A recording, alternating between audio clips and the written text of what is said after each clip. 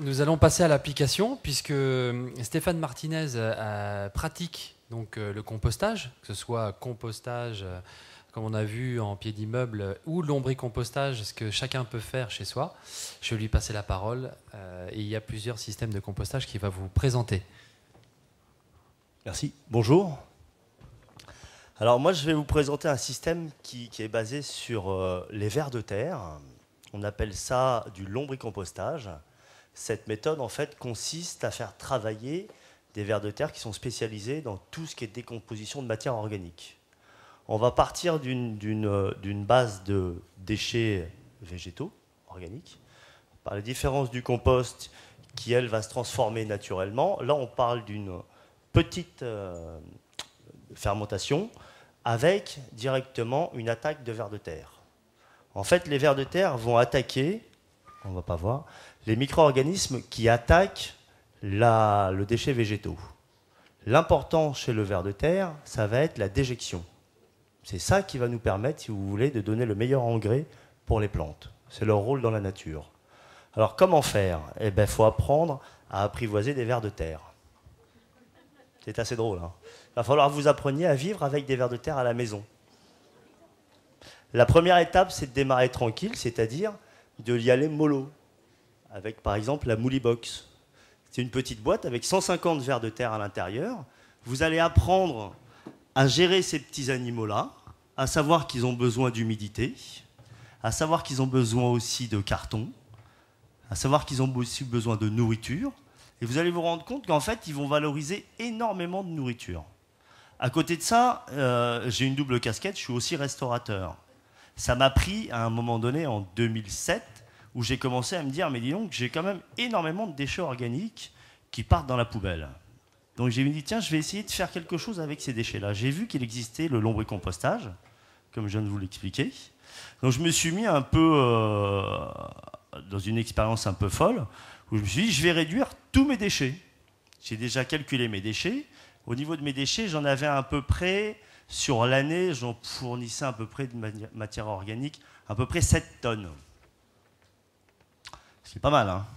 Donc ces 7 tonnes-là, quand j'ai vu où est-ce qu'ils partaient dans le cycle des ordures, dans les incinérateurs, et quand même, je peux peut-être essayer de faire un truc. Donc j'ai commencé à acheter 10 kilos de vers de terre, sachant que le ver de terre mange normalement la moitié de son poids dans une journée. Donc je lui ai dit, c'est pas compliqué, ils vont me manger 5 kilos par jour, ça va être vite fait, toc toc, je vais ouvrir la boîte, je vais te mettre ça là-dedans, et hop, c'est fini. Eh bien non. Il a fallu comprendre qu'en fait, ils n'attaquent pas tout de suite la matière. Il faut équilibrer, comment vous expliquer, il a fallu équilibrer. En fait, avec cette petite boîte-là, j'ai mis 5 kilos à l'intérieur. J'ai quand même, jusqu'à aujourd'hui, valorisé 2,5 tonnes. Ce qui est bien. Enfin, et ça m'a donné à peu près 40 kilos de compost par an. Du compost qui part, qu'on donne aux clients, qu'on donne à la tante, à la belle-sœur, un peu à tout le monde. Enfin, c'est assez... Alors le lombricompost, on peut le faire que dans un milieu où on n'a pas de jardin. On peut le faire dans une cave, on peut le faire sur un balcon, on peut le faire chez soi, on peut le faire à peu près partout. Ce qui est très important, c'est, comme tout le monde l'a dit au départ, essayer de séparer, trier les déchets. On ne va pas tout mettre, on va mettre que des légumes à l'intérieur. On peut y mettre aussi des restes de plantes. On peut y mettre plein d'outils à l'intérieur. Donc il y a ces petites boîtes-là. Sinon, on peut se fabriquer ces petites boîtes. L'intérêt, c'est d'essayer de récupérer un maximum de déchets, essayer de les valoriser un maximum. Si vous mettez sur 500 kilos de déchets mis à l'intérieur de cette boîte-là, je ne sais pas si je vous l'ai dit, j'ai récupéré à peu près 50 kilos. La réduction est quand même assez importante. Et on a une fois qu'on a cette réduction-là, on a la satisfaction de voir qu'en fait, ma poubelle, elle est maintenant, il y a pratiquement, il n'y a plus grand-chose dans le restaurant. C'est assez impressionnant parce que mes clients aussi, alors ils sont impressionnés aussi. C'est-à-dire que maintenant, quand ils laissent leurs déchets à côté, tac, ils savent où est-ce que ça part. Des fois, ils me laissent même quelques petits déchets pour mes vers de terre. Enfin, j'en ai besoin un peu. Non, c'est une très bonne expérience que je conseille à tout le monde ici présent d'essayer de faire. Alors, si vous avez un jardin, partez sur le compostage. Si vous n'avez pas de jardin, essayez le lombricompostage. Faut regarder, faut fouiner sur Internet, lombricomposteur, vers de terre, comment ça fonctionne, démarrer tout le monde. Enfin, faut savoir aussi que quand vous avez un lombricomposteur chez vous, vous avez un écosystème dans une petite boîte, une grande boîte, une boîte à étages, il y a différents systèmes. Un écosystème sans prédateurs. C'est-à-dire que vous pouvez avoir quelques petites colonies de mouches, s'il y a une mouche qui rentre à l'intérieur. Vous pouvez aussi avoir des petites araignées. Mais bon, tout ça, ça se gère, si vous voulez, naturellement, sans pesticides. C'est-à-dire que si on a des araignées à l'intérieur, on a toujours une petite solution. L'araignée, elle adore la fécule de pommes de terre. Donc on peut mettre une petite tranche de pommes de terre à l'intérieur. Toutes les araignées vont venir dessus. Et après, il suffit juste d'enlever. Il y a toujours un problème. Moi j'ai essayé au restaurant, quand j'ai démarré un peu cette activité-là, un peu fou furieux avec mes 10 kilos de vers de terre. C'est-à-dire qu'en plein mois de novembre, j'avais, comme c'est un écosystème, des moucherons dans la salle.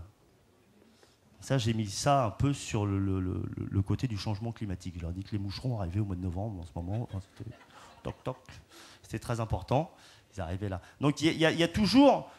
Ça ne se fait pas facilement non plus. Enfin, je vous préviens, si vous entendez des gens qui vous disent « Oui, c'est simple, on fait ça comme ça, naturellement », il faut quand même y mettre du sien.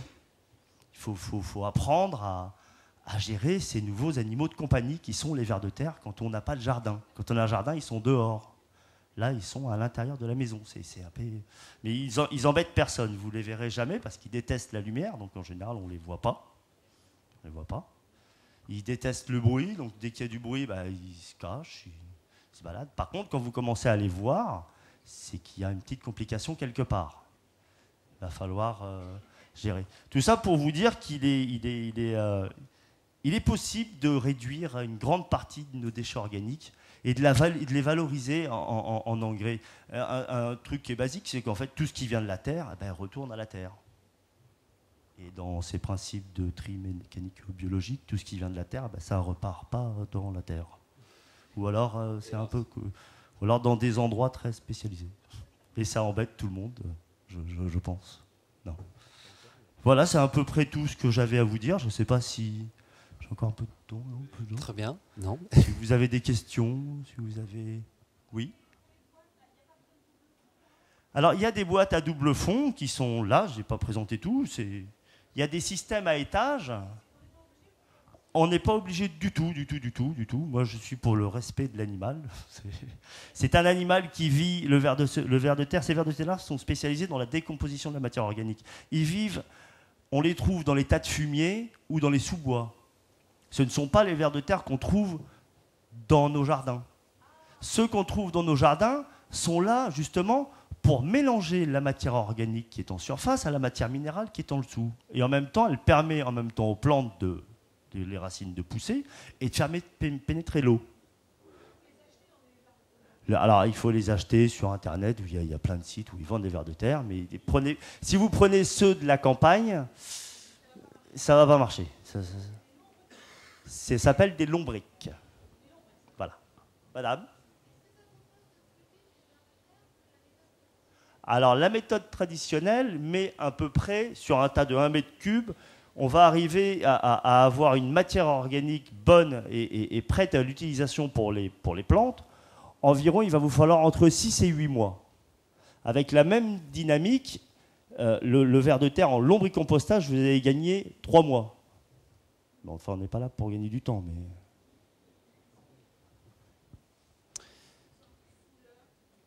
Les vers sont quelle couleur ? Alors, les miens sont roses. Aux yeux bleus. Petits, roses. Ils mesurent à peu près 10 cm. Ceux de la Terre sont beaucoup plus grands. Ils peuvent aller jusqu'à 15-20 cm. Voilà. Je vais peut-être une dernière question et puis on va passer à la suite parce qu'on a encore un programme chargé.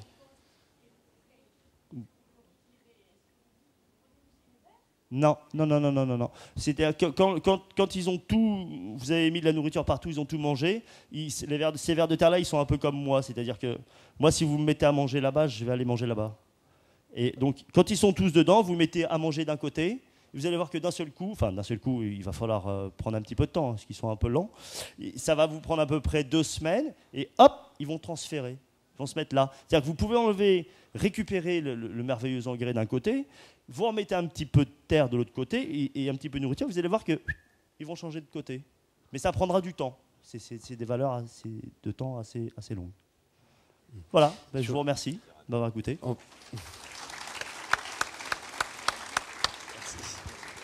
Alors, je crois que Stéphane a un site internet, donc Moolibox. Vous tapez Moolibox sur Google et vous trouverez toutes les explications dont vous avez besoin.